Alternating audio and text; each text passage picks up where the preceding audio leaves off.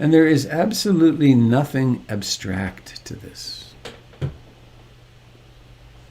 We're not imagining the body touching the chair.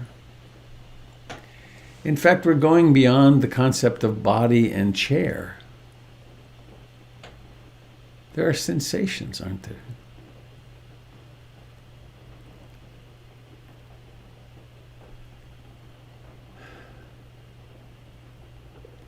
So we use the mysterious capacity we have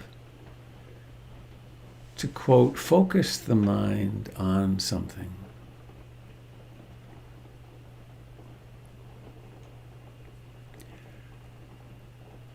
Or perhaps to allow awareness to open in what we call the feet.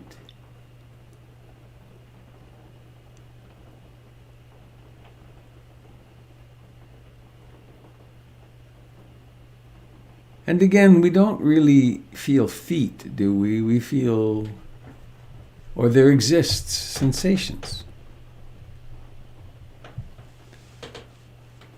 Same in the region of the universe we would call the hands.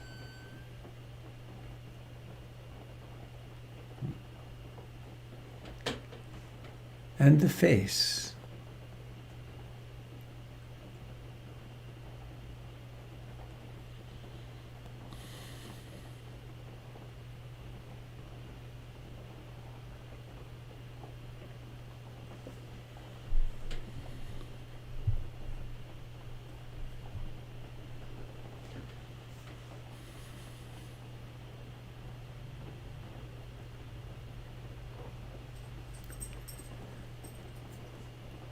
And as guided by the Buddha,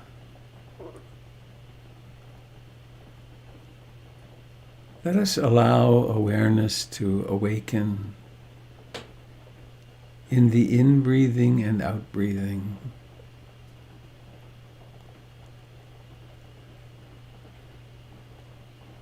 Since that fateful moment when your mother could no longer breathe for you, and you took that first gasping breath,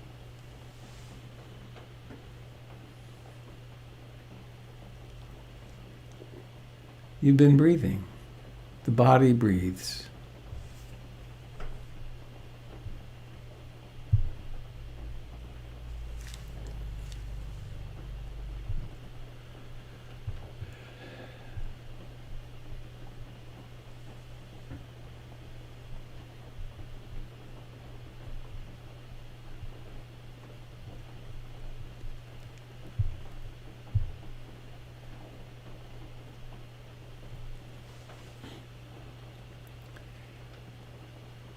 And also with the breath, there's no concept needed. There's no image. There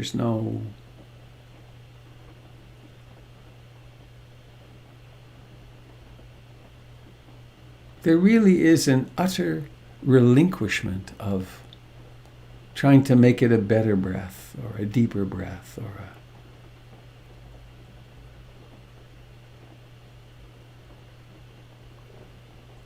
It's one of the profound truths of this practice, which is to relinquish all striving to be anything except this.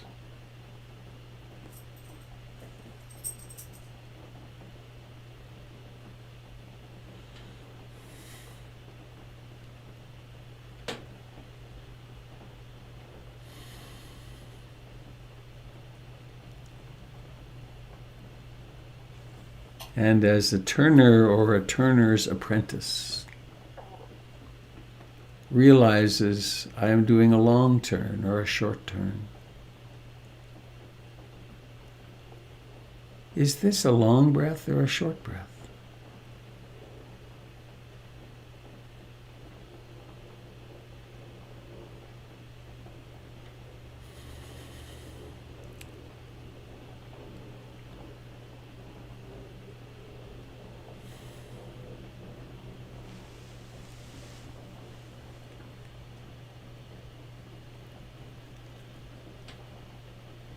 And most likely you'll discover that the mind really does have a mind of its own.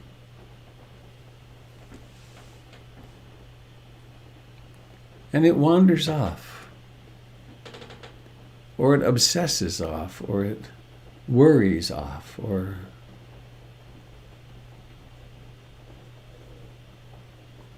it flourishes itself as the past, as the future.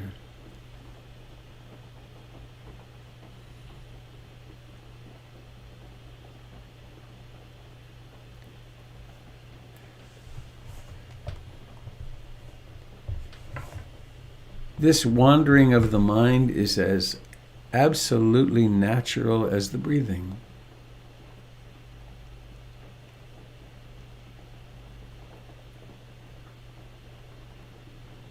So we don't fight it. There's no coercion.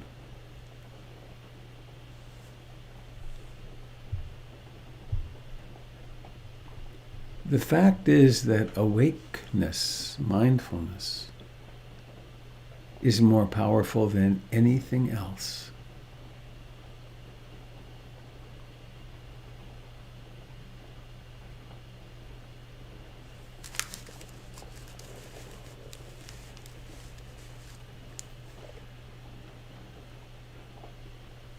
When a moment of awakeness occurs,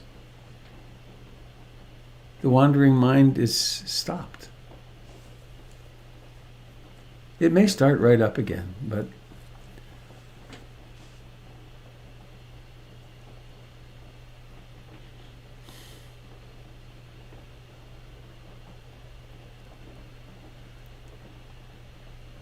and so we strengthen mindfulness by awakening again and again and again and again and again. We strengthen concentration by intentionally choosing a training object, which is the breathing.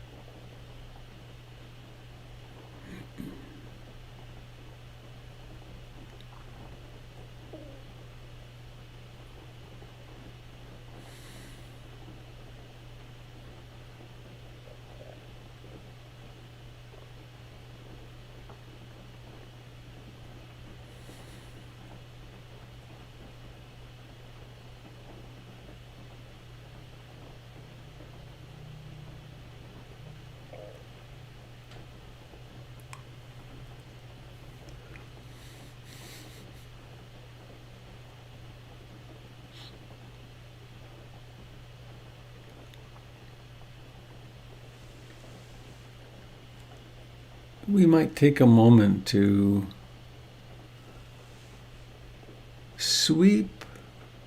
allow awareness to sweep through the body. Are there tight muscles anywhere? Sometimes we have forehead tightness. We have a mistaken notion that we can be more focused if we tense the muscles of the forehead. Or maybe it's in the jaw.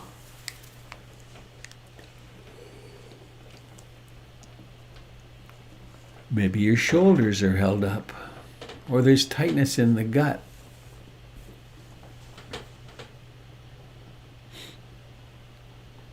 Sometimes way deep in the abdomen we hold tightness.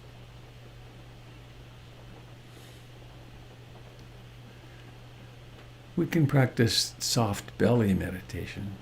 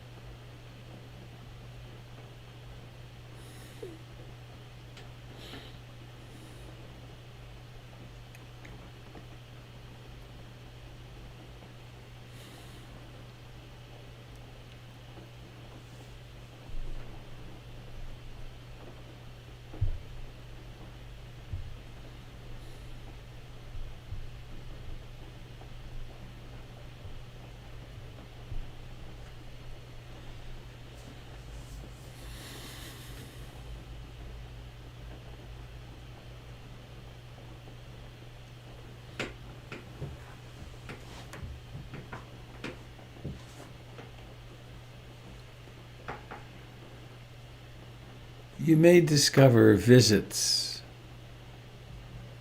one at a time or in a pack, of what are known as the 5 hindrances, the hindrances to insight. Desire, aversion, greed, lust, wanting, in which there's something wrong with the present moment and I want something else. Or its opposite in a way, aversion, disliking, the mind striking against the object. Don't like this, want it to change. Or perhaps it's restlessness, agitation, and worry. The mind jumping from one thing to another. A sense of not okayness. Or maybe it's sloth and torpor and dullness and just kind of blurring out or falling asleep.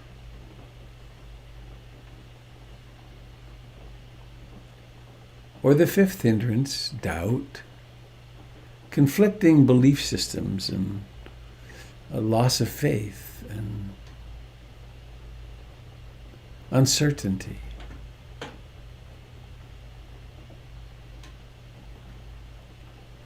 And beneath and part of these are all the emotions. They're energized by the emotions.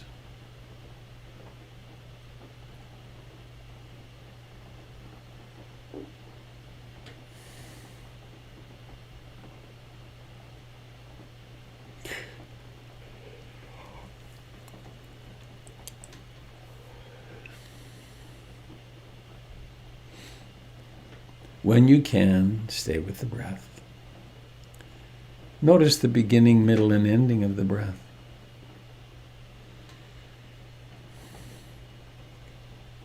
When the hindrances are strong enough to keep calling you to them, then quite intentionally put aside the breath and really fully experience the hindrances. Be curious. Be more curious than you've ever been. What is going on?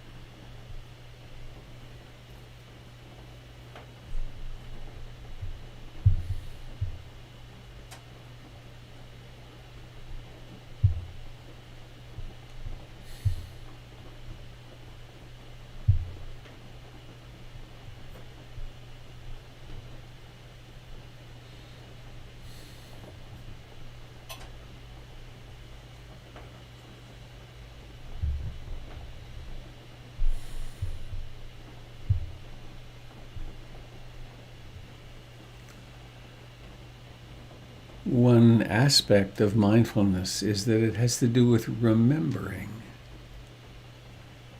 Somehow remembering my intention is to stay intimate, stay fully embraced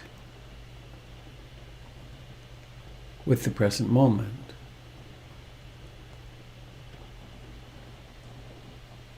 Remembering to remember in the middle of a wandering mind, in the middle of a passionate desire or disliking,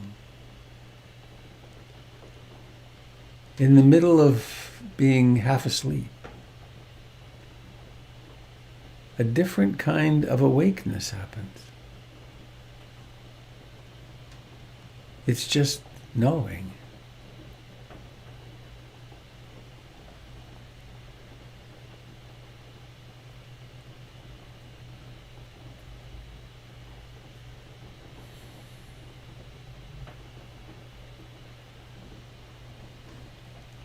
And so we become ardent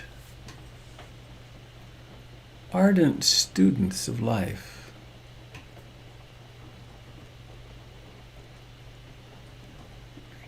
We notice origination factors in the breath, dissolution factors, meaning we notice that the breath begins. It has a lifetime of rising to fullness, and then a decline,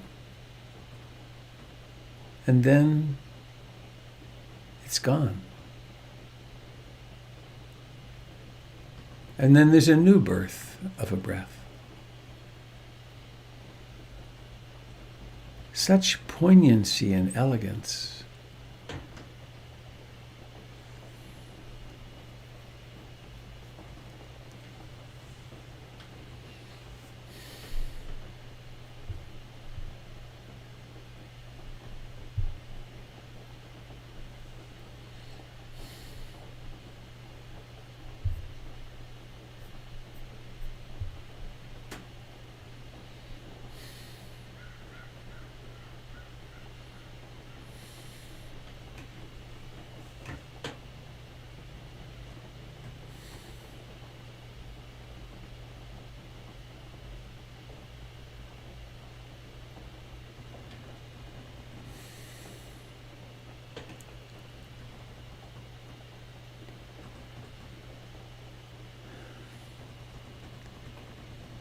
Sometimes unnoticed in the background, we may be practicing so that someday in the future we can have some big experience.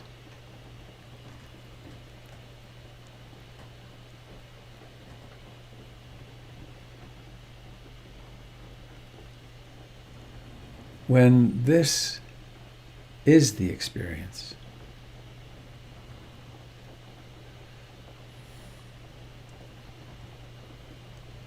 We may have some attitude that there's something wrong with me as I am, and maybe someday if I meditate I can improve myself to be worthy of waking up.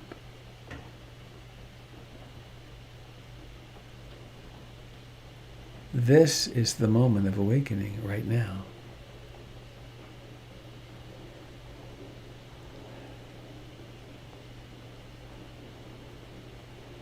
This moment, this breath, this body, this wandering mind are worthy of our complete love, our complete embrace.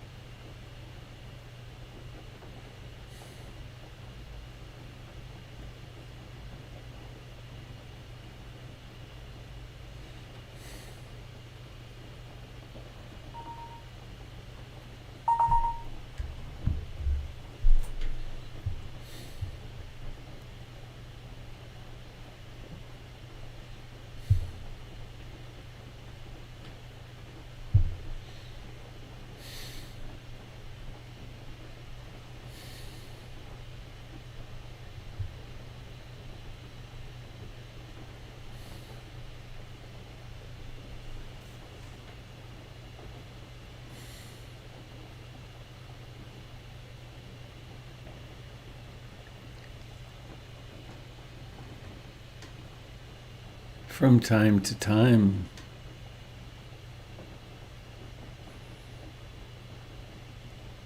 we can expand our field of view, our field of observation. Why not include the life of your whole body? From the tips of your toes, through your legs and pelvis and torso and hands and arms, shoulders and neck and face, crown. It's all alive.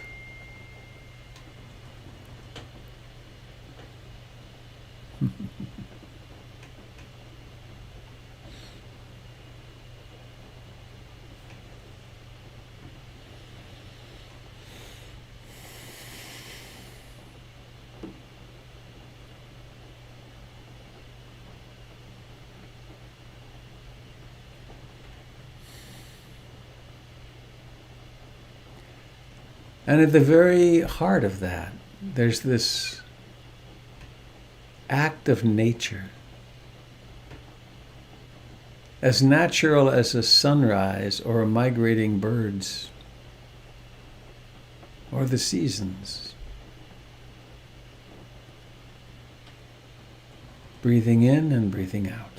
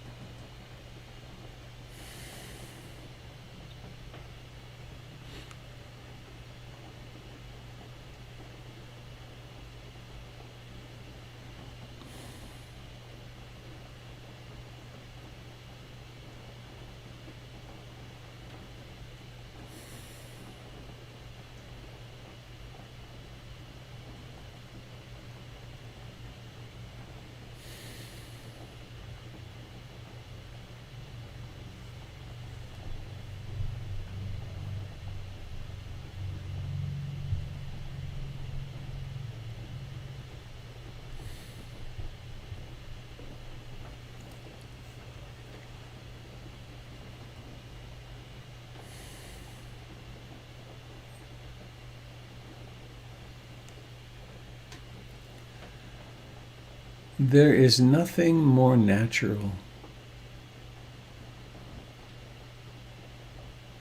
than awakening.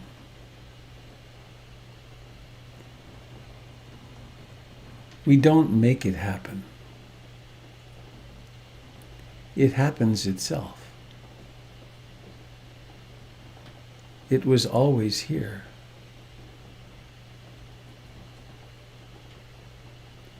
We just realize it. One breath at a time.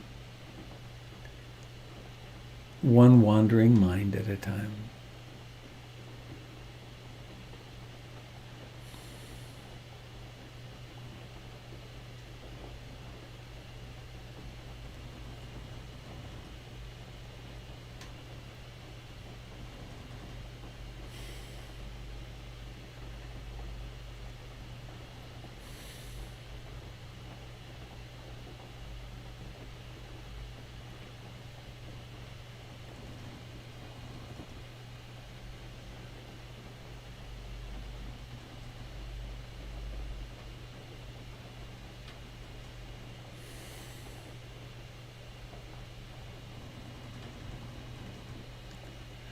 Noticing any sounds that appear in consciousness from here or around you there.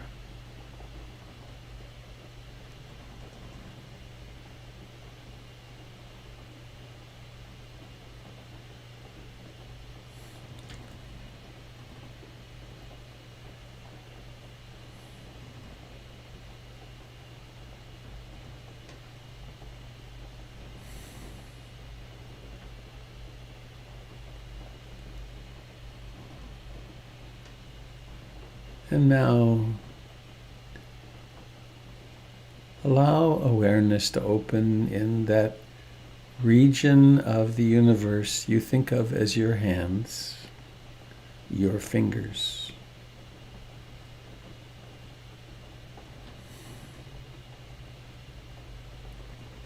In that place where the bones of the buttocks press down into the cushion of the chair or the floor or your meditation cushion.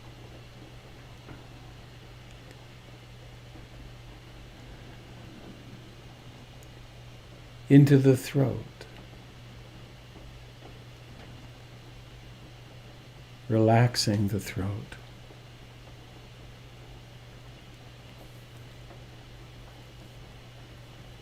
Into the jaw and the cheeks, the lips, the tongue.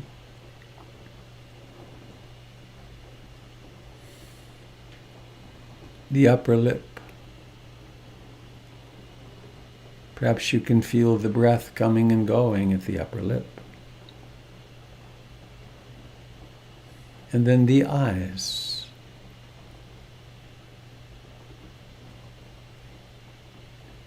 Feel the life of the eyes.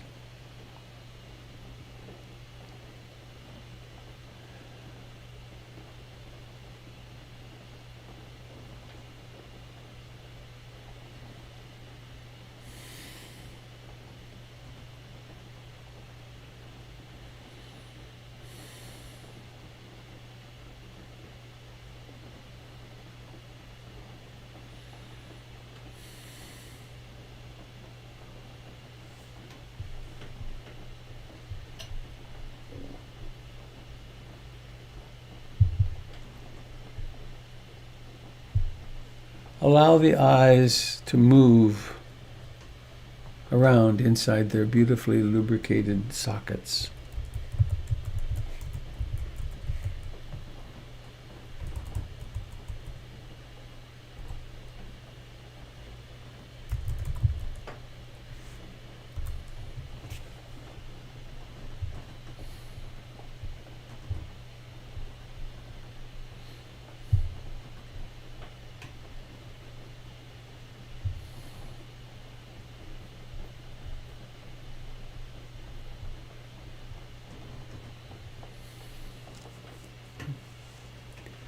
And now noticing what's required in the mind to plan to open the eyes, the intention of opening.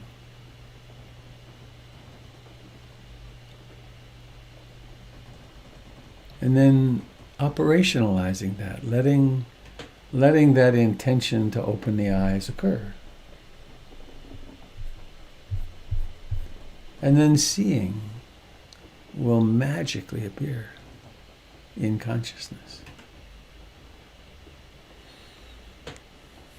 Seeing.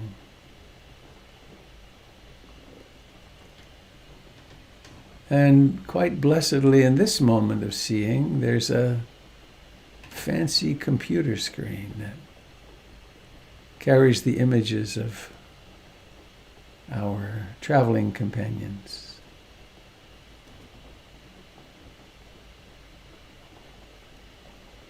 Seeing and knowing it. And why not see it, seeing and know it, and also create a kind thought? May this person be happy today. May this person feel really content with themselves. May this person's sick mother be well. May this person not get evicted.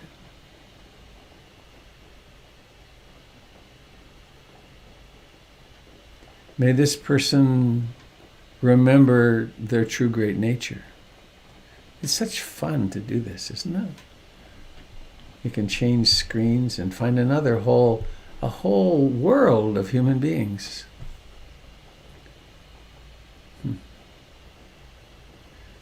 May this couple find real comfort in each other and deal with the difficulties that always arise in couples skillfully.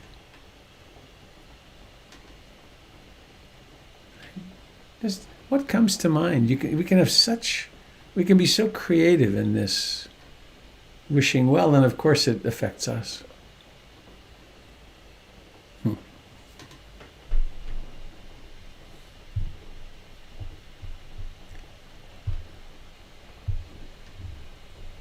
So I think I managed to figure out how to do this. I want to share my screen with you for a moment. There's no sound, unfortunately, but it's still gorgeous. This is from a little place called Crescent Beach near Cannon Beach.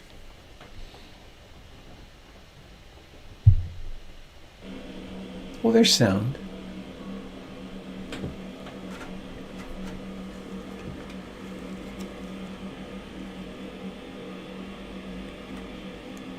Oops, didn't work. I don't think that... Oh, actually, I have to push share.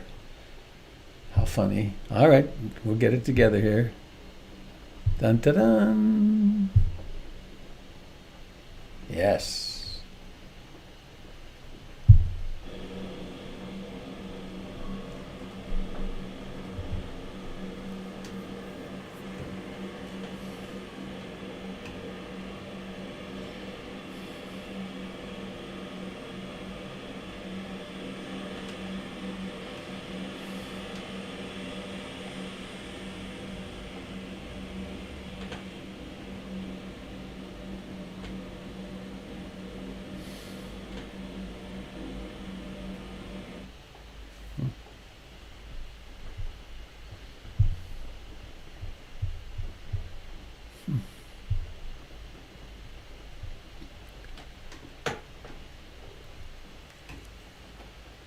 All day, every day, for the last millions of years, and for the next millions of years, the waves will be pouring in from the Pacific Ocean. That's us.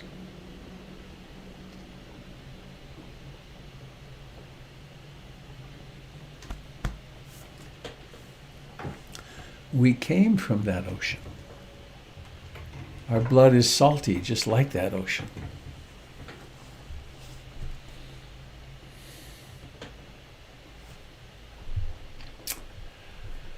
So, I have a couple of announcements. One, I think I can do another screen share, yes. This evening at 6:30, our beloved Candle will be doing her twice a month, Sunday evening, Vipassana Metta. And if you've been there before, you'll know why you'd go back. But if you've not been there before, I highly encourage you to check out Candle. She's a person with, I forget how many decades of Dharma experience and training, and a heart as big as a house, and a very clear capacity in teaching. Further announcements are New Year's Eve. We haven't decided exactly the time yet. I think it's going to be something like 9. You are invited to join in. In years past, we've done a grief ritual at the center, and it's been very powerful. Candles in the middle of the room and burning of paper with things that we wanted to let go of. So we can't do that, but we can do something. And so the details are yet to be worked out. But one thing that came clear to me, I took my Bose L1 sound system with me to the beach, because I always dance for at least an hour a day when I'm on retreat. And I was dancing, and tears were flowing, and I thought, why don't we do some reflection on the challenges of 2020 and get that clear, and maybe do some sharing of that. And then why not dance for half an hour or 45 minutes to dance out the old year? And then to come back together and sit some and take the refuges and maybe speak about our aspirations for the new year. So there will be something of that ilk. And I believe candles coming. I can't remember now. My memory fails me. But there will be several of us teachers from PIMC. And then on the 2nd of January, the first of the every Saturday day-long retreats, I have invited my dear friend and teacher, Paige Cogger, who teaches in Ashland, to do a day-long with me. And we're not exactly sure what we'll do yet. We're meeting on Zoom tomorrow. And beyond that, there's just so much happening at PIMC, and I invite you to come and join us.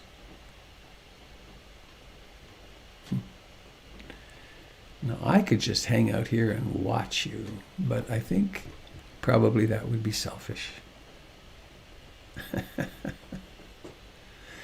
So, Mr. Jim, would you be so kind as to lead some mindful, conscious movement? Yes, sir. You're invited to change positions. Move up and out of your chair, whatever you're sitting on. Find a place to spread your wings.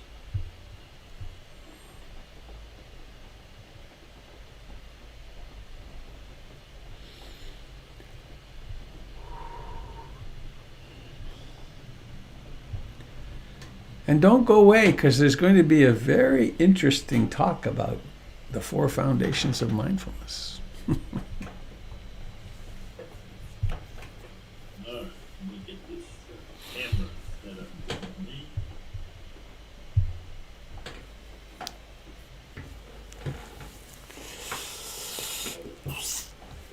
Wow. See you. Okay. So let's move back and forth like we're waves on the beach, moving one side after the other.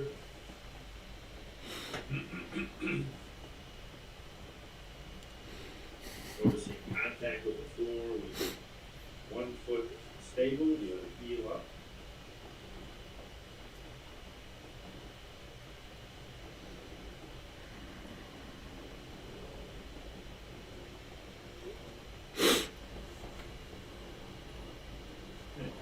Stillness, just feel the contact with the floor. There's sensations across the bottoms of the feet, toes, that little pad where the toes merge, heels.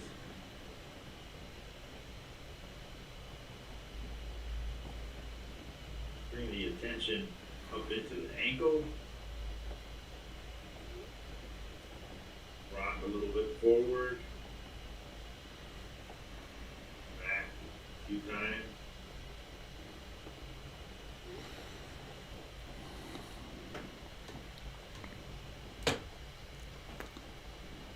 Move into the ankle and shin bone where they connect.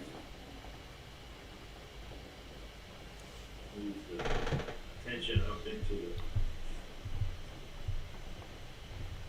calf area, the muscle of the bone of the calf, and the contact with fabric, clothing on the lower part of your leg. And again, rock back and forth, feel how it changes.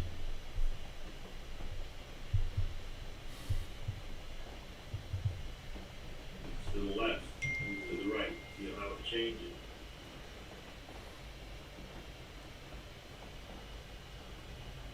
And sink and open the arms out to the side. Bring palms together overhead, touching one palm to the other. Just feeling the pressure across the palm, along the fingers, thumbs. And bending the elbow, point your fingers down your spine, behind the skull. What are the dominant sensations here? And release the hands and across the shoulders, torso, slowly to the hips, round to the side, maintaining contact with the body. Move down the outside of the legs, bending, as far as is comfortable. Swing around to the inside of the legs, and back up.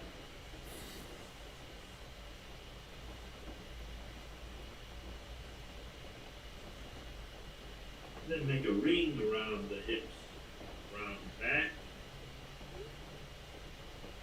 touching back part of the pelvic girdle and the front belly. Back again, just ringing back and forth, feeling the different sensations of the hand, hip, along the fabric, deep into the tissue, underneath the skin. Contact. We'll release the contact, let the arms rest. And we'll do it again. Take a breath, lift up. Contact above. A few breaths.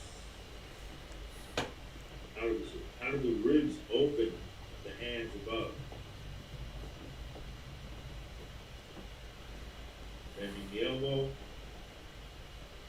pointing downward, stretching the elbows up towards the side. I'm hungry. And releasing the hands down the side of the torso, into the hips, around the side, down the outside of the legs.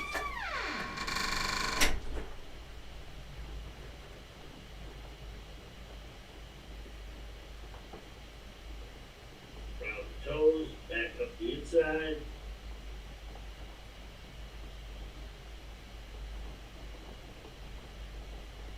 And then the ring around the pelvis, into the back. Eating in front, moving back.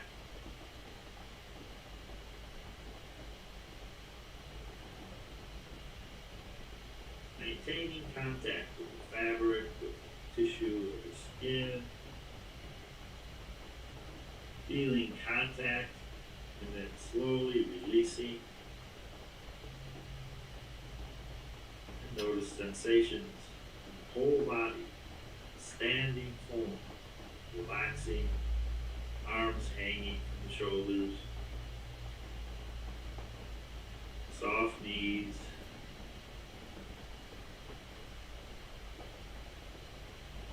Easy breath. Subtle movement throughout the body.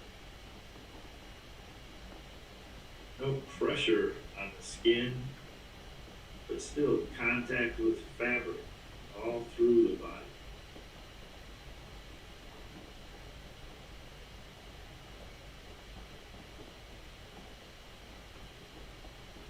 And then sinking again, opening to the side.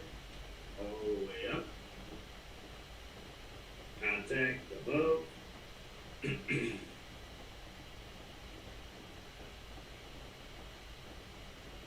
Bending at the elbow. Pointing downward.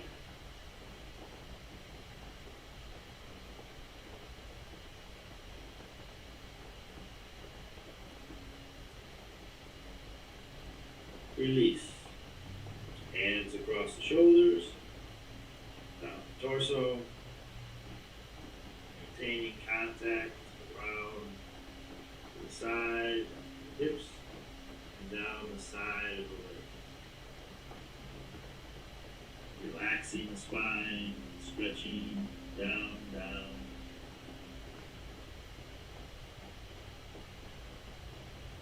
Round the toes, back up the inside.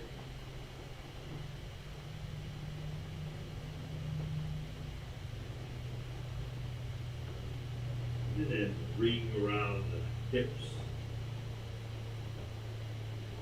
maintaining the contact, noticing feeling the soft tissues around the hips, bones beneath there,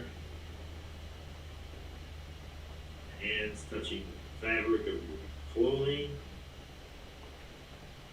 Millions of sensations all the way around the back, all the way around the front.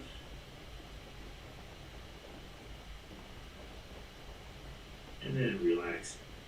The arms hanging down, noticing the body standing, feet, ankles, knees.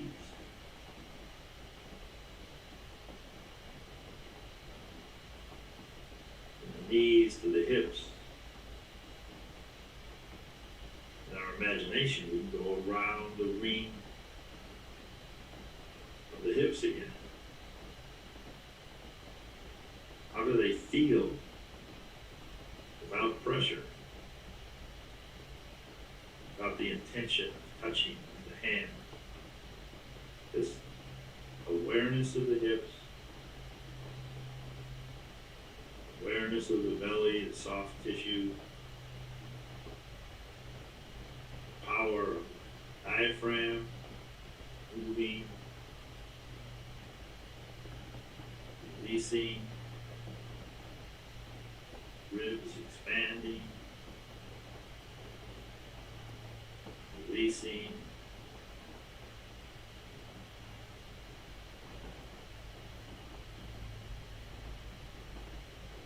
Then again, sinking and reaching up, but immediately when you get to the top, just sink down.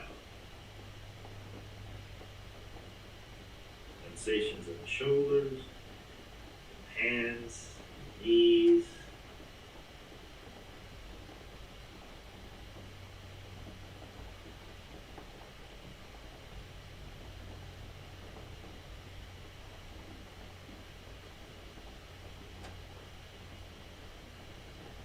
And stillness.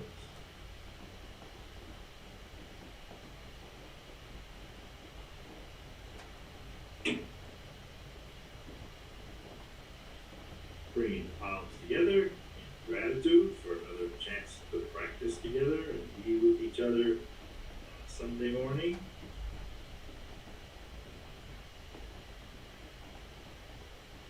Thank you very much for your patience and your willingness to join with me with this simple approach to mindful movement. And I'll be back next Sunday. It'll be the third Saturday before I come back with another Qigong program. But we had a very nice meeting yesterday for 4 or 5 hours. Join us when you can on the third Saturday of the month. Thank you very much. Great day.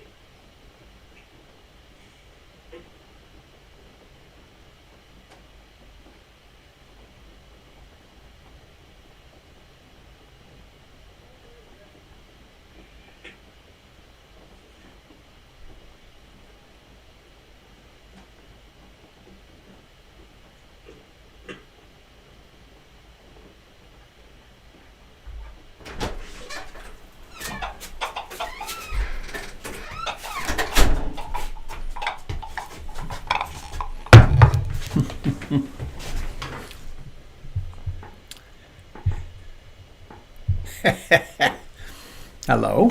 Has it been long? Have you been finished for long or just right moments ago? No, I just finished. Oh, good. But I turned the spotlight off and it wouldn't go off. I'm not sure why. I think it's off now. Yeah, but it was just stuck for a while. It took a while. Okay. I was like, pay attention to me. I asked you to stop. They don't listen the first time.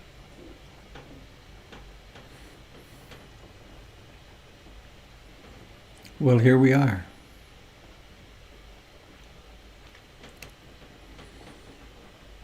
In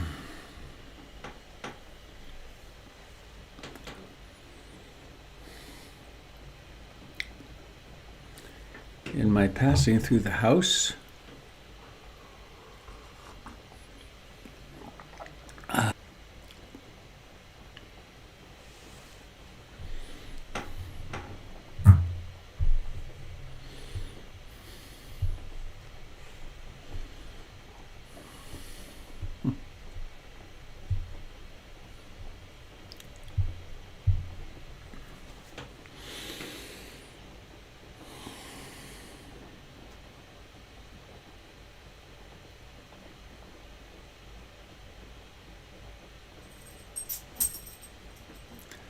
I've had such extraordinary teachers.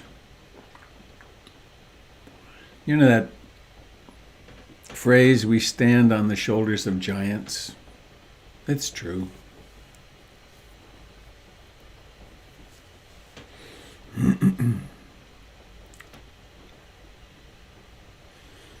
And each of my teachers has had a big effect on me.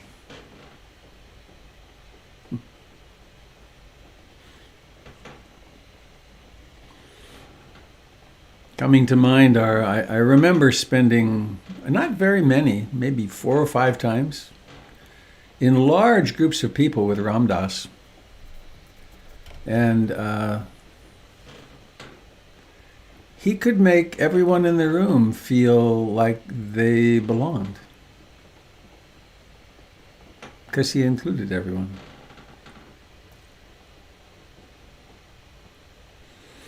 And a long time ago, I got to spend a month on a Sufi retreat in Bali, camping with my then little kids and wife. And there's a marvelous Sufi teacher named Atum O'Kane, who still teaches. And somehow or another, I don't know how it came about, but there was a lot of strife in the marriage at that time. And he met with us on a little platform with a thatched roof overlooking the ocean every day for an hour for 20 days. And the way he paid attention when talking to us, or when we were speaking, was something incredible to model. And I thought to say this just now when I was sitting here and the words weren't coming, and I realized that I feel comfortable in being silent when I'm giving Dharma talks, with the express modeling of Ajahn Sumedho, who is the elder Western teacher in the Thai forest tradition. I didn't spend much time with him. I did one 10-day retreat, heard a few lectures, heard a lot of lectures. In fact, I had in my car, you remember cassettes? I had in my car a set of 27 cassettes of Ajahn Sumedho, and I kept it underneath the passenger seat in my car. And I would reach back and fumble with it and pick any one and stick it in the cassette thing. And I don't think I memorized them, but I always knew what was coming next. But his teachings were and are so elegant and simple and beautiful and true. But he would go silent in the middle of Dharma talks. And sometimes for a long time. 3 or 4 minutes, 5 minutes. And in common Western presentation mode, that's really unprofessional, isn't it?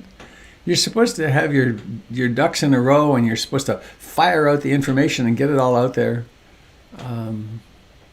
But he would stop until what needed to be said would emerge.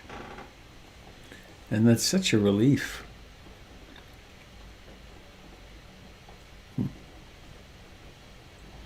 One more aside before I launch into what I want to say. I've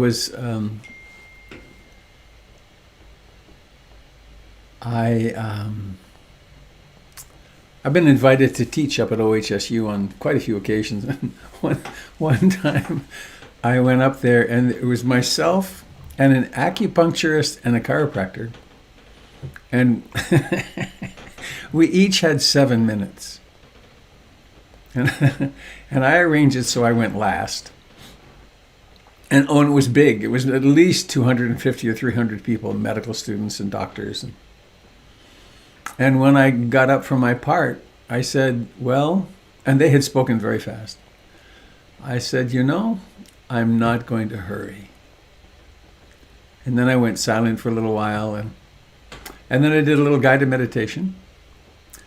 And it turned out that 2 people came down from the audience. One young woman, an intern, came down and said her headache had gone away. She'd had it for a month. And one of the heads of departments of one of the older men, probably my age now, came to see me for a while as a result of that very encounter. But what's the rush, right?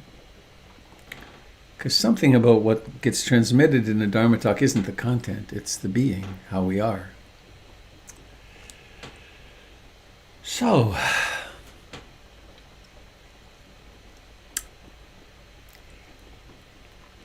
in a way, what I'm going to share with you today is an advertisement. It's shameless promotion of an 8-week class that I'm going to offer in January. The 4 Foundations of Mindfulness. Wednesday nights, starting on the 20th of January, going over 3 months.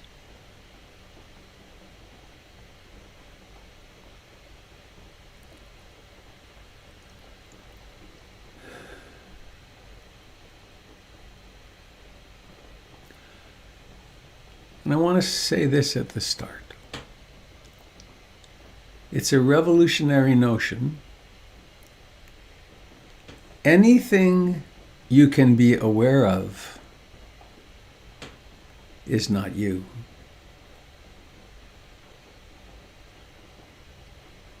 Is that true?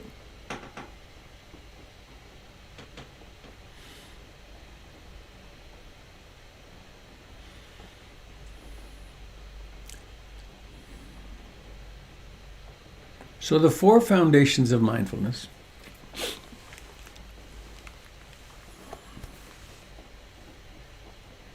is this teaching which is attributed to the Buddha, in which we test in profound detail with our own observational capacity 3 great hypotheses, fundamental hypotheses, fundamental to the Buddhist teachings. And they are anicca, dukkha, and anatta. In my first meditation retreat was 10 days in India with Goenka back in 1971, January of 1971. And then a couple of years later, I did a 2-month, very intensive retreat with a fellow named Sujata in California. And I had an interview with him every day. It was a very intense Burmese model, about 14 to 16 hours a day of sitting and walking. And he would always start my interviews the same way. What are you learning today about anicca, dukkha, anatta? What are you learning about the 3 characteristics of existence? Anicca, impermanence; dukkha, unsatisfactoriness or suffering; and anatta, literally translates as no soul or non-soul, or not self, or the self is a process. That's why when I was looking at that gorgeous video, even the memory of it inspires me. That ocean is us. We are something vastly bigger than this form that gets born and exists for a few seconds and then disappears. So the 4 foundations of mindfulness are the categories which we learn to observe in order to set ourselves free from suffering.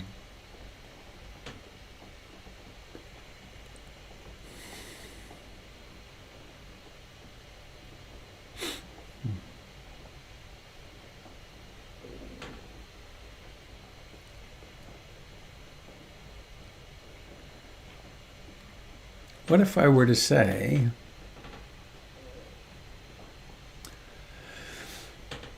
how is it? I forget the number now, 13 or 15 or something like that, billion years ago, a cataclysm happened. Something happened, and out of nothing came everything.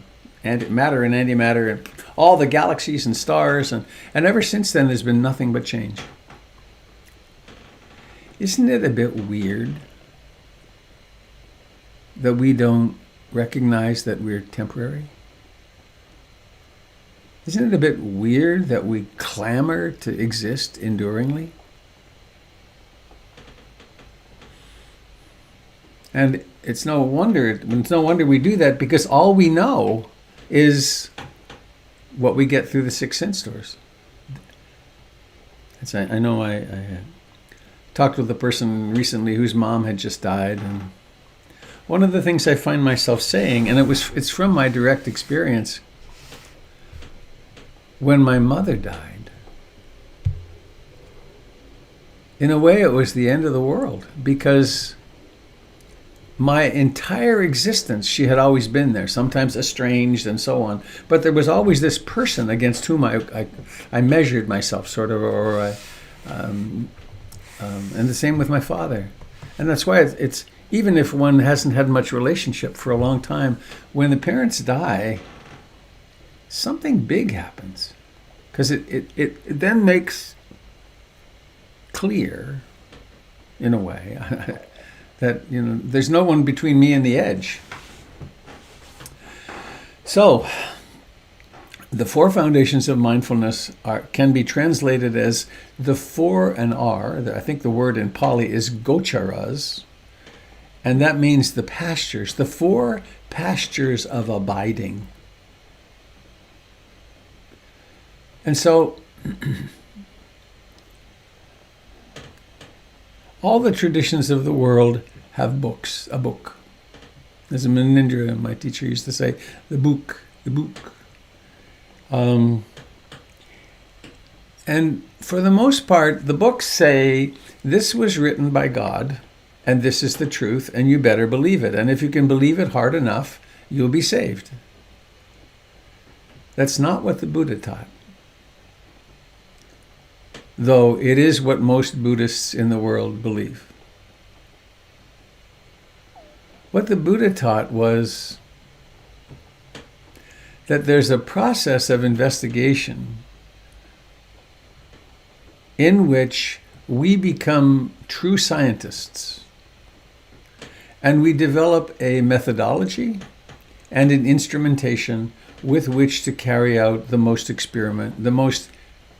extraordinary experiment that we human beings can, which is we ask ourselves the question, who and what am I? What am I really?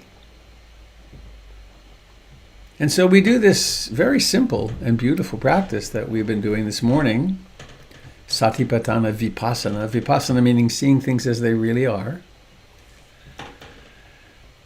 And we develop the tool, the observing tool, which is human consciousness. And we learn to concentrate, we learn to be awake, mindfulness and concentration.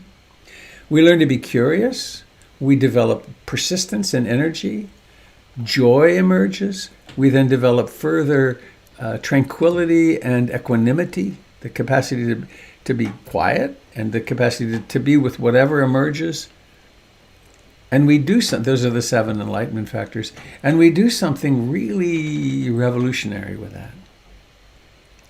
We use that observing, it's like we have our own Hubble telescope built in, or our own atom smasher. So then we decide, okay, I have this question, who am I and what am I? It's one thing to explore that philosophically. It's another thing to take the time to develop a mind which can then really pay attention, not through tension, but through relaxation and opening. And then study the 4 gocharas, the 4 pastures of abiding, which are, I have a diagram I'm going to show you in a minute, but what am I? Well, one thing I am is this. It's a body. It does things. It breathes. It manifests the 4 great elements, earth, air, fire, water. It will come apart in the end. It decays and disappears. And so one thing to learn how to observe, and the breathing, one thing it's essential that we do is we study directly having a body. And with the question, is this body anicca? Is it impermanent? Does this body and its six senses result in satisfaction, lasting satisfaction? And is there a self in this body? Is this body who I am? Like, if I cut off my hand, well, do I still have myself? Why, yes. What about my arm? Well, yes. So we learn how to observe the body and its experiences very deeply. Gochara 1, Pasture of Abiding. It includes learning how to be aware of driving, how to be aware of chopping carrots, learning how to be aware of changing in the diaper. Here I am moving. Here I am bringing the food. Second Gochara, feeling. We have these sense doors, the eye, the ear, the nose, the tongue, the feeling body, and the mind door, as they call it.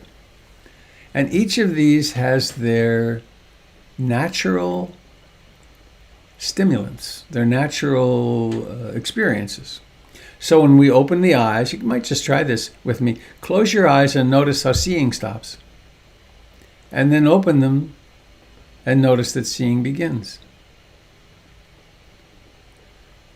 Now, we take that for granted, but if we do that with a meditative mind and watch and really pay attention, the first few times one really does that and gets it, something huge happens.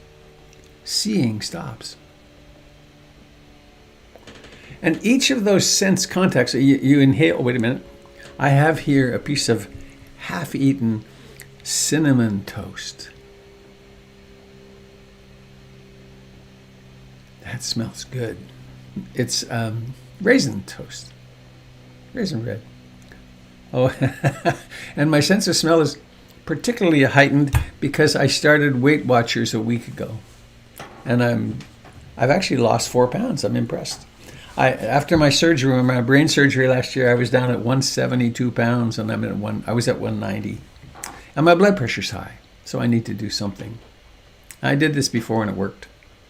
But you can imagine raisin toast. So you're having internal smelling. Is that sense of pleasure that comes from that, from me, permanent? Is it satisfying in the long run? And is there a self? So at each of the sense doors, every sense contact is either pleasant, unpleasant, or not yet decided. And that goes on all day. And we get buffeted about, we're driven by feeling. So that's Vedana, or feeling. That's the second foundation of mindfulness. And I'm going to show you the diagram and talk about them more. Then the third one, we can notice things like, is the mind at this moment expansive or contracted? Having had this blessed 5 days on retreat, I'm experiencing a very expanded consciousness. I think I came home to the family, and the family is doing what the family does. There's emotions and conflicts, and in this state of rest and openness and meditative awareness, none of it's bothering me. It's a spacious consciousness. Sometimes the consciousness gets contracted and full of greed or fear or jealousy or whatever. We can notice that. This is the third Gochara, this of consciousness itself, and the various, what are they called?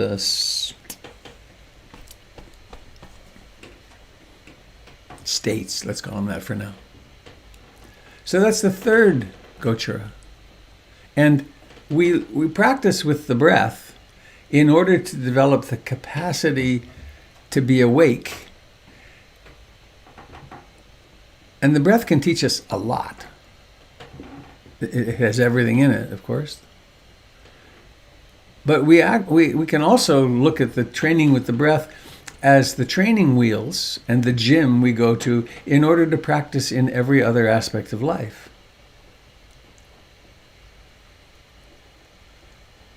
And then the fourth foundation of mindfulness, the fourth gochara, the fourth pasture, is huge, which has to do with seeing, hearing, smelling, tasting, touches, the sense doors themselves, which has to do with the five hindrances, which has to do with the seven enlightenment factors, the four noble truths. These are all the what are they called? The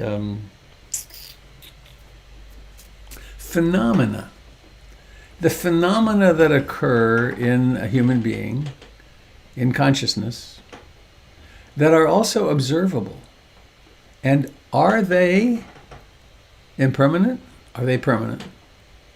Do they result in lasting satisfaction? And is there a self in them?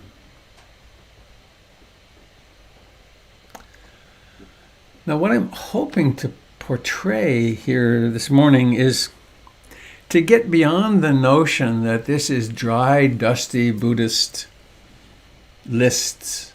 Speaking of which, do you know why it's boring to talk to Buddhists? They always speak with a list. There's always a list. There's 7 of these and 9 of those and 52 of those and 101 of these and they're mnemonic devices. These are ways that we can remember the Four Noble Truths, for instance, or the 3 characteristics of existence, or the 3 refuges, the 5 precepts. So, I want to use one other analogy.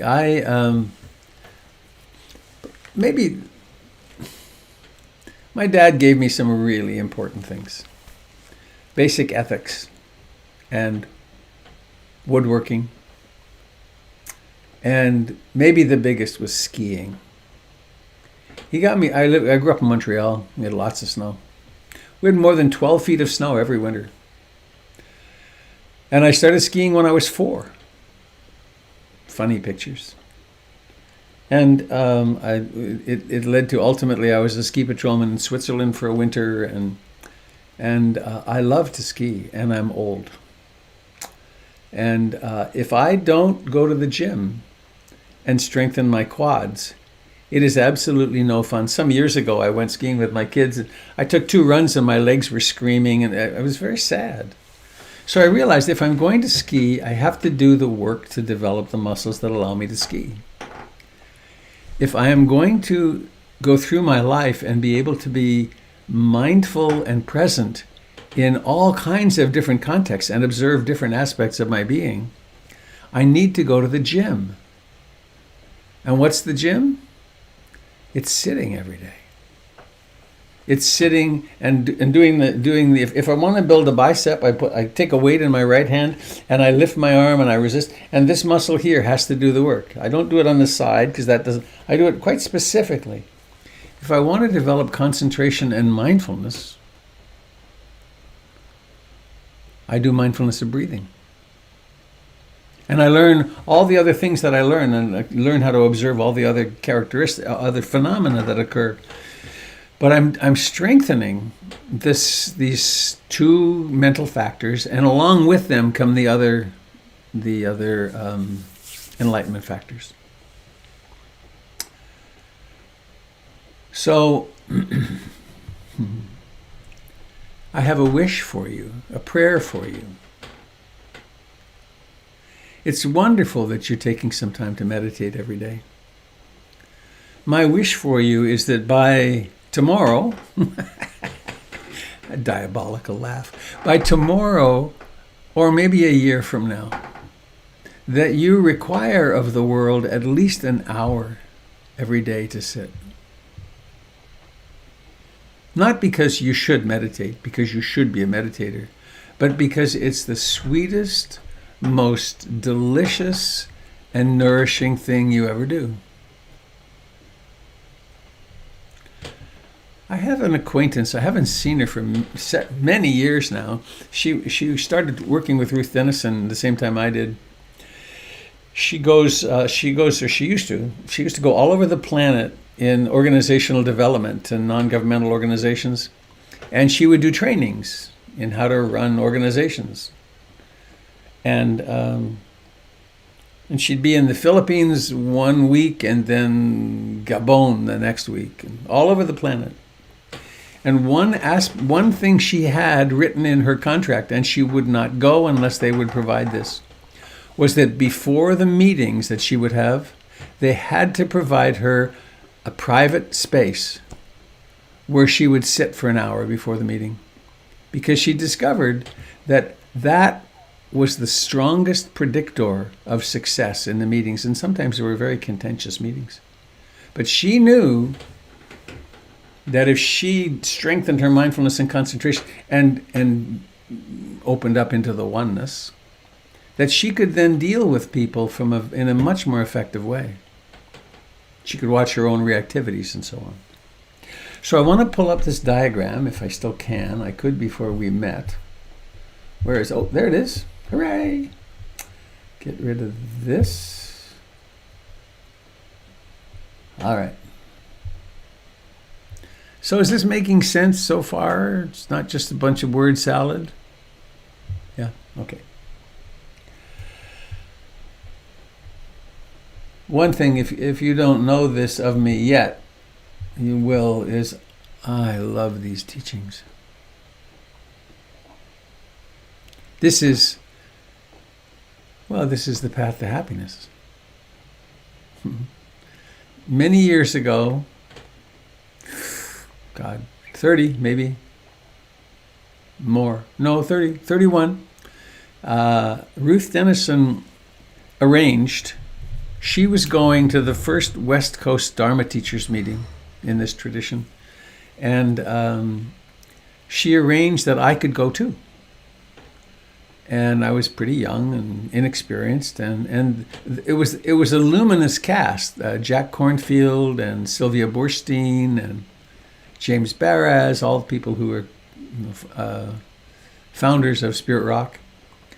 And we each got as long as we wanted to tell our history in the Dharma and how we came to the Dharma.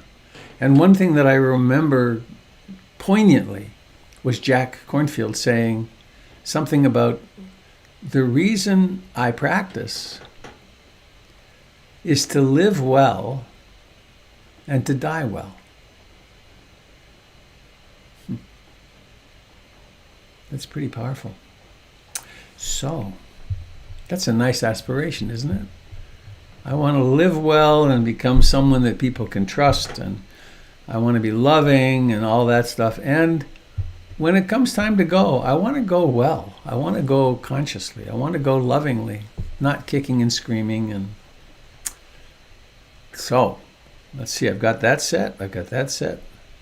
I don't need computer sound. I don't need this.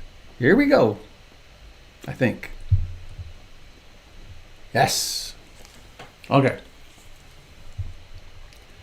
So here we have the three characteristics of existence: anicca, impermanence or contingence or unpredictable; dukkha, dissatisfaction, suffering, difficult to bear. As Ruth Denison put it, Dalink, there's always a leak in the canoe. And anatta, there's no enduring self. These are proposed hypotheses as the three characteristics of existence. And I shorten them to ADA, which I've done in my own notes for decades. So then, the four foundations of mindfulness are, get rid of this one, can I do it? Oh, yeah, get rid of this, boom. If I wanted to examine, what am I? And then, how does this I happen? Or what are the experiences of this I? So one realm would be the body. And in order to study the body, starts with breathing. It includes postures, sitting, standing, walking, lying down. And walking, go away. Walking includes slow meditative walking, running, sprinting, and the intentions of turning and walking and so on. Another posture is lying down. Boonk. The 32 parts. Powerful meditation we can do, and in the class I'll be showing a wonderful slideshow I have of the 32 parts of the body, and it goes like this. You reflect upon, well, I think this is me, right? This is me.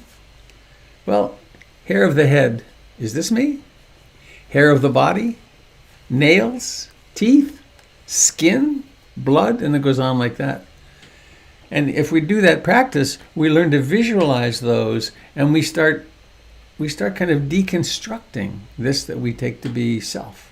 And we do the same with others, and a sort of dispassion can arise.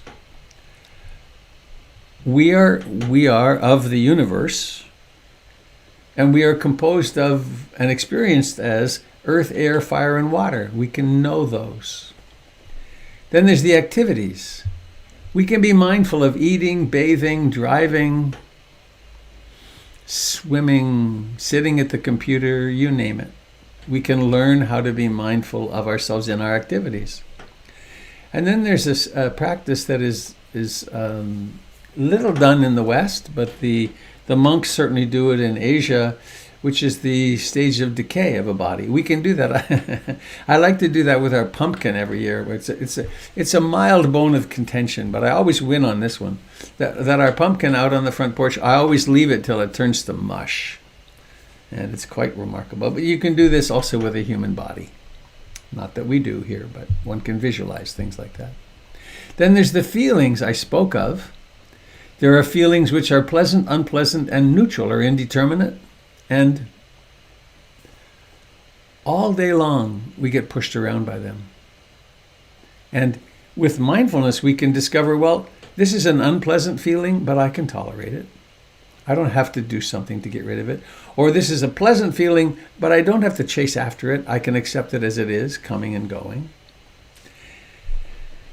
And, this is true also with body, that remember at the beginning I read the meditator pays attention to origination factors and dissolution factors, to things beginning and ending.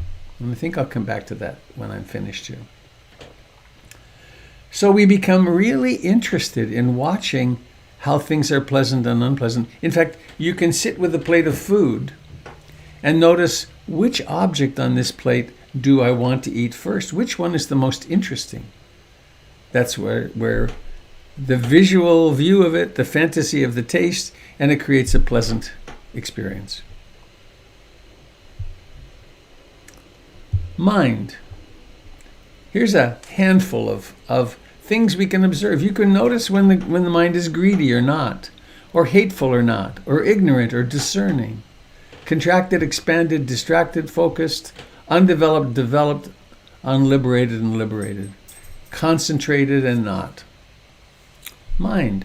And these are not abstractions. These are things we can actually experience with the intention of insight into anicca, dukkha, anatta. And then there's mental phenomena. This is vast. We have the 5 hindrances. We can experience these any day, all day. We have the 7 enlightenment factors. We can learn when they're up and when they're not. And with this, we can learn how to suppress and ultimately uproot. And we can learn how to bring into being the enlightenment factors to cultivate our garden of awakening. There's the 4 noble truths. We can learn how to diminish and ultimately relieve our suffering through observing that the suffering is caused by craving, and there is an end to that. There can be a quenching of this craving, and then there's freedom from it, from suffering. And then the Eightfold Path, we can also observe that. And then we have the sense bases. You can spend the day just being aware of seeing, or just being aware of hearing or smelling, and so on. And then the 5 aggregates. This is another slice through the onion of what a human being is. Matter, form, body, feelings, perceptions, mental formations, and consciousness. Now, you could look at this, and I hope it's not happening. You could look at this and say, forget it. I don't want to learn all this stuff.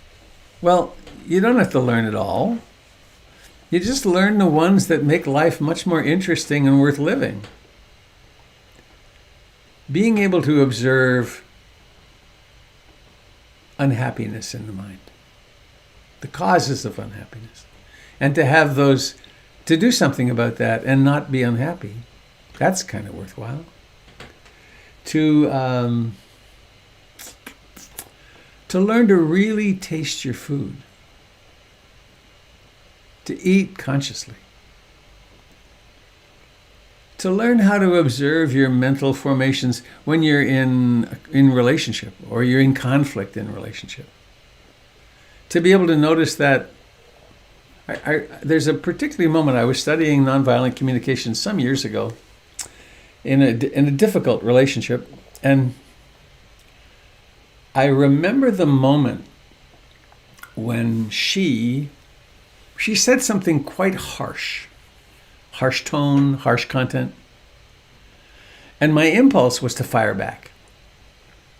But I was meditating, and I was learning how to have some space around it, and I let it come in, and then I realized how much it hurt. And I paid attention to the hurt for a little while, and then I said something I'd never said before, which was, ow, that really hurt. Conversation changer. Because I didn't come back with my attack, I came back with my vulnerability. This is, to live well, to be mindful allows us to make choices about how we speak and how we act and where we put our energy. And then also, as we develop in mindfulness in all these spheres of life, we start developing insight into impermanence, into unsatisfactoriness, and into not self. And we start getting more relaxed because we face the issue of our death head on. And we discover, let's say you're sitting quietly in meditation and there's not much happening. Maybe the breath is coming and going, you're paying a little attention to that. And then a thought arises and then disappears. And it becomes obvious there was no intention to think that thought. It thought itself. And all that effort that we make to create a self all the time, well, I think this and I think that, and this is my opinion about that, and we start noticing that that's all extra. It's not necessary. And it's also not true. And if we start having our self disintegrate like that, we sometimes we think, oh no, I'll lose myself. Well, what if it doesn't exist anyway? And we can then just relax into the moment and let ourselves be the ocean, be the flow through that is what we really are.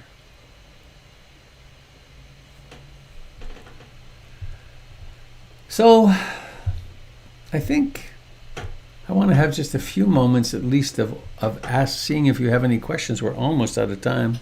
But what we'll be doing in the class is 2 weeks on each of the 4 foundations of mindfulness, which is still ridiculous. It's a short time. But I think you would discover, my plan is I hope to have people discover how fundamentally useless Dr. Freud, how fundamentally useful it is to have some of these categories in our quiver so that we can live better.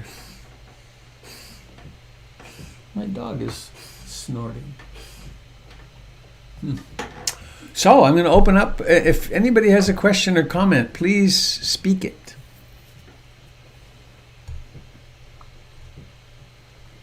have a question. Where are you? Sky.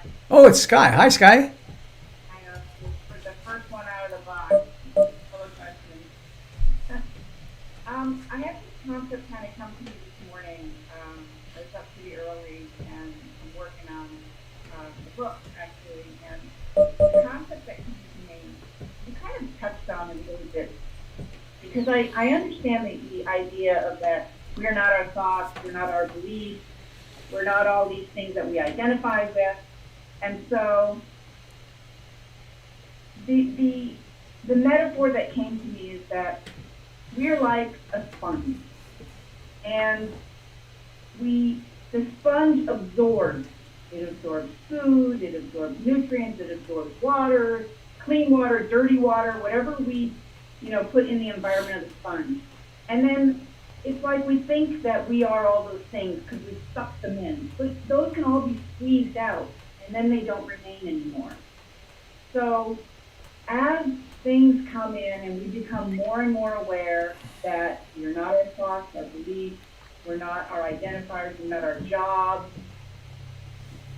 and we recognize that we are more like this structure of nothingness, like a sponge. At some point, do we then dissolve even the structure of the sponge itself? Mm-hmm. And now we truly are nothing but energy. Hmm.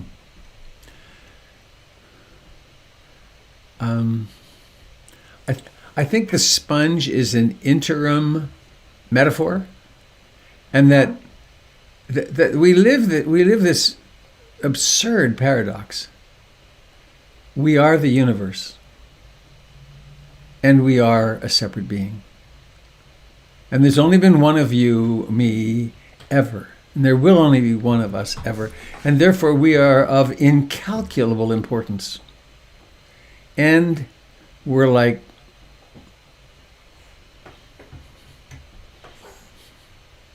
gnats, black flies. Remember this little, you can already see the no-see-ums? And that, and that, what? We're like viruses. We're like, yeah. Well, it reminds me of a cartoon I saw recently. It's the Earth passing Mars, I think.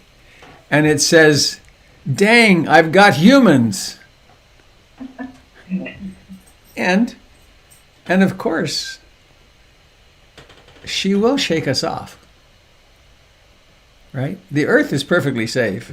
And we're temporary. This species will disappear. But anyway, Ram Dass spoke of this really beautifully. You turn your tuning down one way, and there's my personality. You turn the tuning another way, which is part of what spiritual practice allows us to do, and you realize nothing matters. It's all stardust. And to have one foot in both worlds, to be able to take your hour a day and become stardust. And all the healing and so on, because the personality is the tightness, but to know the truth of both worlds. And on the one hand, nothing matters, and on the other hand, everything matters, and our behavior is of ultimate importance. How we treat each other, how we speak, and both are true. So I like your sponge. Is it a natural sponge? I hope it's a natural sponge. Yes. I was thinking of a natural.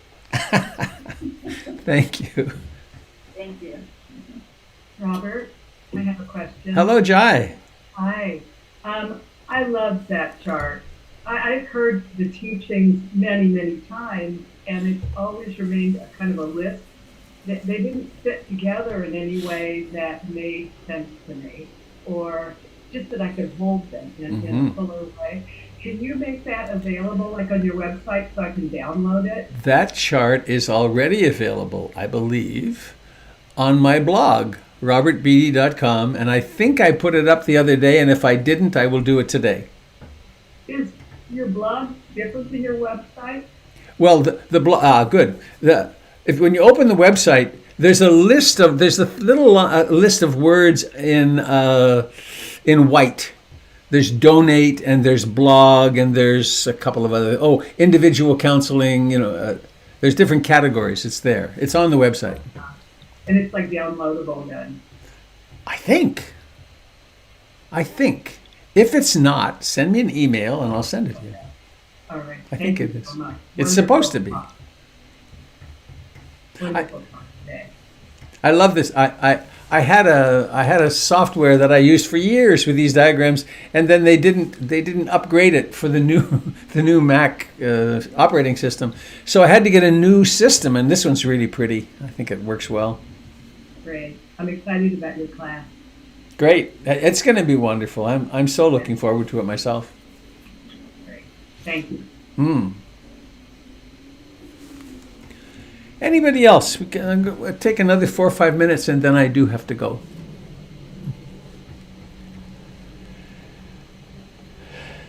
Hi, Robert. I'm Anna.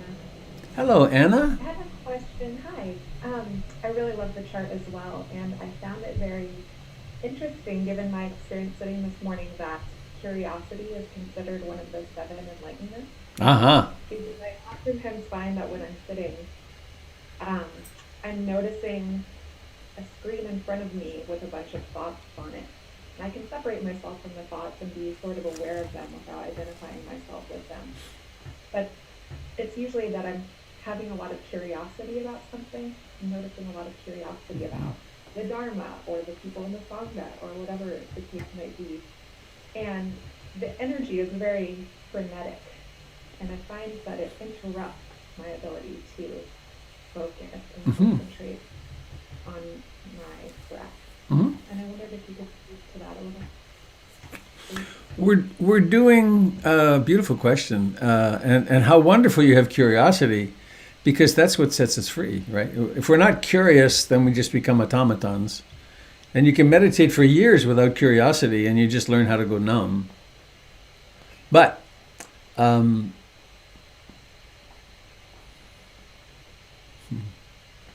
there's mindfulness and there's concentration.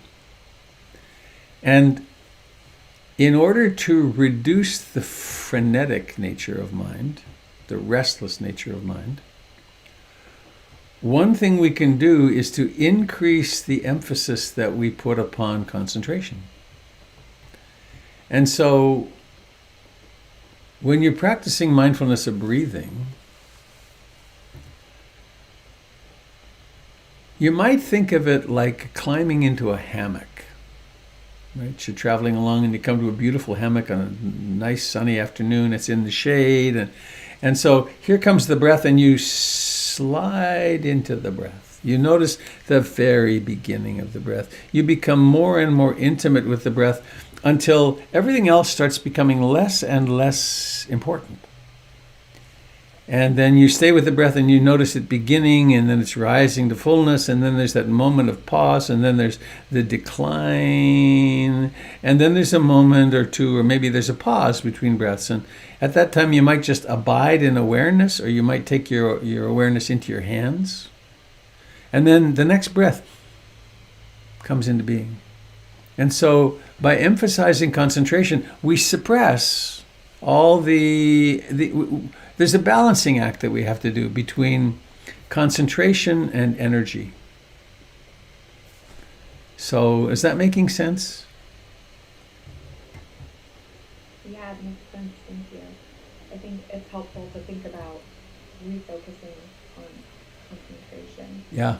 As sort of an antidote to that other side of the scale. And I think the struggle that I have is that I used to define myself by that curiosity, and I'm able to separate back a little bit from that now, which feels like progress. But it's just like watching the loudest, most wild movie on the biggest screen sometimes, and so it's helpful to think about leaning into the concentration part of it. And with great gentleness. Violence doesn't work. Coercion doesn't work. But just there's like a turning up a rheostat, turning the knob, maybe 5% more emphasis on concentration. Oh, and you can do things like this. You could, on the in-breath, you could note rising, rising, falling, falling, in little word notes in the mind. Or you might add a loving kindness mantra. May I be happy. May all beings be happy. May I be happy. May all beings be happy. And you could add a mala, beads. Every spiritual tradition in the world has beads. Must be important. So get some beads if you don't have some already. And on the in-breath, may I be happy. May all beings be happy. Bead. You don't need to say bead. And if we look at it at the level of human brain physiology, we're practicing awareness of a physical phenomenon. We're using the cognitive capacity to name it or to add a mantra, a meaningful loving kindness mantra. And we're using the whole kinesthetic region of the brain in order to use the beads. And we're getting synchrony across the brain. And we get more and more, it's called samadhi or tranquility or concentration. We move in that direction. And you could really emphasize that in your practice. Maybe do half of the time, really just calming down. And if the mind gets quieter and quieter and quieter and quieter, that's fine. Why not sit there in bliss for 20 minutes or half an hour or an hour? Quite acceptable. Thanks for asking. Well, I'm going to need to go. I have another meeting at 12:15, family meeting. So, how lovely to be with you. I'm so happy to be back, and I hope you take really good care of yourselves. And the beast is out there, the COVID beast. So let us be really careful. Yeah. So next time I see you, it'll be after Christmas, I think. Isn't that right? Yeah. It's 4 days till Christmas. How can that be? I think that's right. Oh, and my birthday. The 24th. What a strange time for a birthday, but fun. So please have a lovely, whatever holiday you're celebrating, or not. And if you're frustrated by not being able to be with family, why not turn it into a time of more practice? Have a great time anyway. So let's sing, okay? You want to unmute yourselves? Oh no, there's morning sangha. Yeah, I'll be. Oh, in fact, Tuesday morning is the dance, mindful dance at 6:30. Look, Denise has two heads. That's cool. All right, you ready? May all beings be happy. May all beings be happy. May all beings be happy. Sadhu, sadhu, sadhu.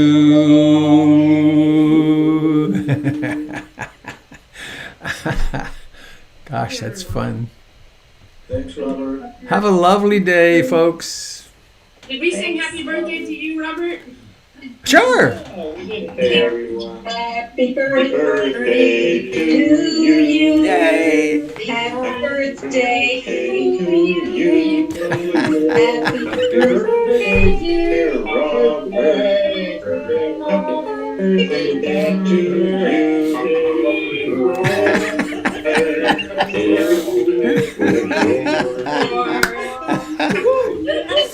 Oh, that makes me teary. Wow. What fun. The delay makes it so wonderfully cacophonous. It's just great. Well, I'm really glad I was born. I've never been so glad I was born as right now. I'm glad you're born too, Robert. Yeah. So, Thank you for being born. thank you, Jim, for today. Thank you, You're Jim. welcome. Goodbye, You're friends. welcome. Happy birthday. Yeah. Thank you. Till Yes, soon. everyone. Till tomorrow morning. Be well, be well, be well, everyone. Thank you. Bless you. Bye. Bye. As a little girl.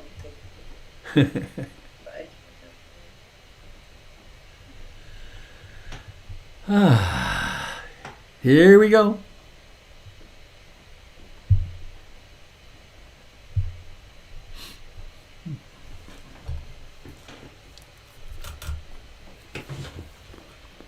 Goodbye, friends on Facebook and YouTube.